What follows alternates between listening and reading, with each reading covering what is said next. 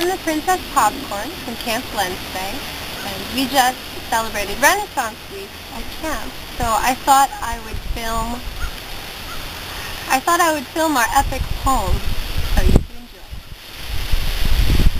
Welcome one, welcome all, this fine fair day, to hear the strange tale of our glen called Spey.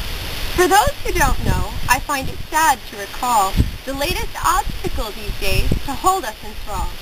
But I shall, yes I will, for I know that I must tell you the truth, and then I will trust you will listen and heed the sad tale, though you may rather raise the halyard and sail. Glen Spey is in trouble. Yes, you heard it right. We are beleaguered by dragons day and night. They come when they please, and they take what they will, and they pester Sully way up on her hill.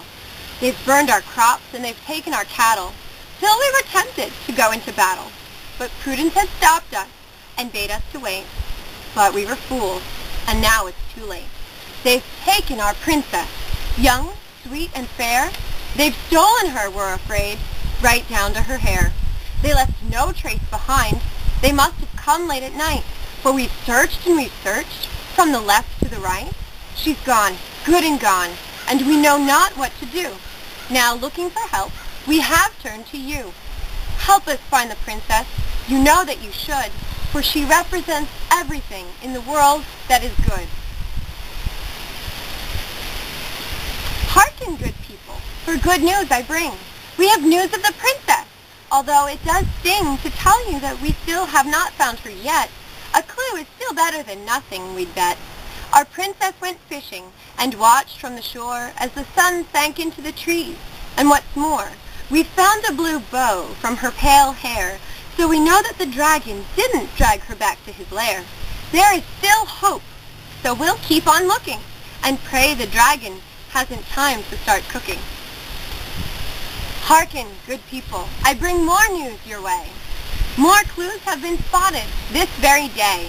A brave dragon is this, for the arrows here fly, and yet he still landed, came down from the sky. They left there a scarf, the princess's own, a hint that here they must have flown. And so then she lives, and may yet be found, so we must keep on searching, as by honor we're bound. Now, a note about this fair princess of ours. I think you should know who's been bringing her flowers. Backstory?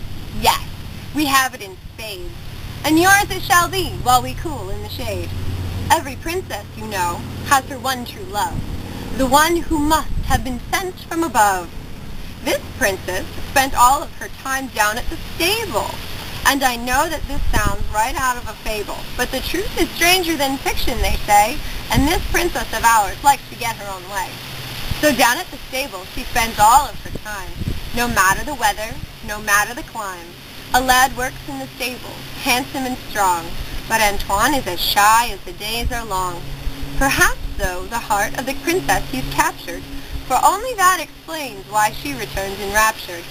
A rival, has Antoine, and this one's a prince, the son of a neighboring king, and since the economy's tanking, he'd make a good match. So Antoine better hurry, a good plan to hatch. Hearken, good people, more news I bear. More clues were found for our princess fair. She went to swimming, took a sail in a boat, and we found out that a dragon can float. Our proof of their trip, as you can see, is this yellow ribbon she wore on her sleeve. More proof that tells us she's still alive. Another hint that our hope hasn't dived. Antoine and his rival, the Prince of Haggard, met before the king, one full of swagger. I shall seek the princess, so what's my reward? If you make it worth it, I won't get bored. Put forth the prince, his eyes full of greed, eagerly awaiting his fulfillment of need.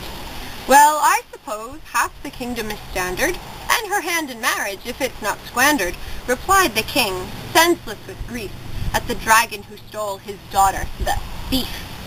But wait, spoke Antoine most bravely, this prince's behavior is far less than knavely. I hold the heart of the princess most fair, and reserve the right to enter the lair, and fight the dragon who has kidnapped our light. I'll kill the beast to prove our love's might.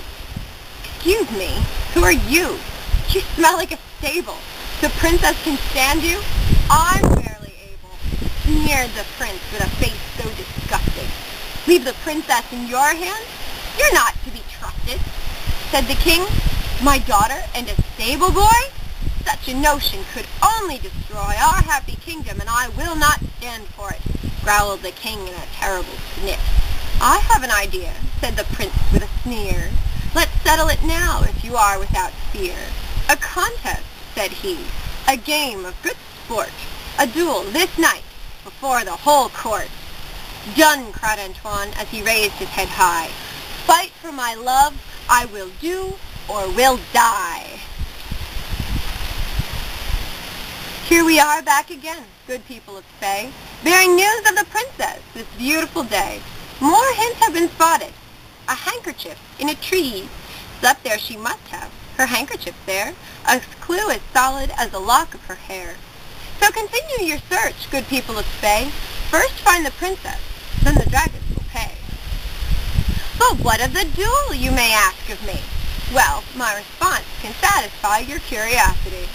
There was a brave duel twixt stable boy and prince, a duel not to be equaled by others, for or since.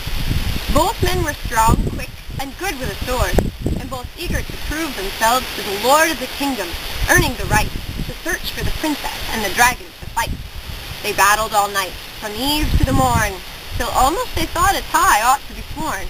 At times Antoine seemed to prove stronger, but the Prince of Hagar kept battling longer.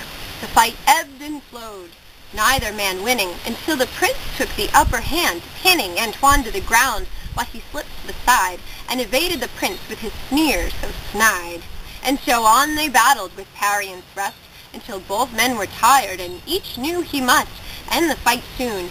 It was now they were reaching their physical end, when with one last burst Antoine surged forward to extend his blade, and this startled the prince, who then fell back, and in an instant Antoine had taken an aggressive tack.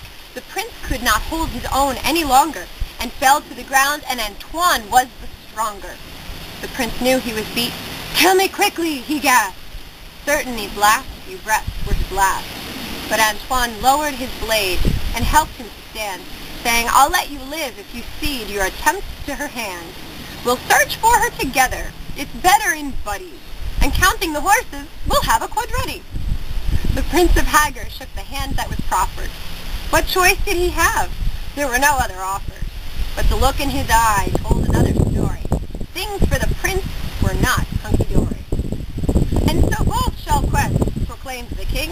"We'll make your arrangements for tomorrow, first thing." Antoine and the prince set out the next day, searching for the princess in this glen of Spey. They found a tree, its roots in the air, wearing a tiara from the princess's hair. The tree on the path, the short way round the lake, told them the princess had yet to be baked. Questing went the rivals, searching hither and yon, seeking the princess, who was still gone. But we found evidence they're not alone in the quest. It seems that their twosome has a third guest. On the front porch swing they were startled when they found not just the princess's necklace, but then also some feathers from her pet peacock Perch, who also had apparently joined in the search. Well, that's the end of the poem. But the end of the story involved the Princess Hippie, who had actually not been kidnapped. She had been showing her friends the dragon Bart around the Camp Glen Spey. So she hadn't really been kidnapped, and the dragon had really just been there because he really wanted to go to Girl Scout camp. So in the end, no one was kidnapped, and no one was too grievously injured. And I would say, in all, it was a good ending.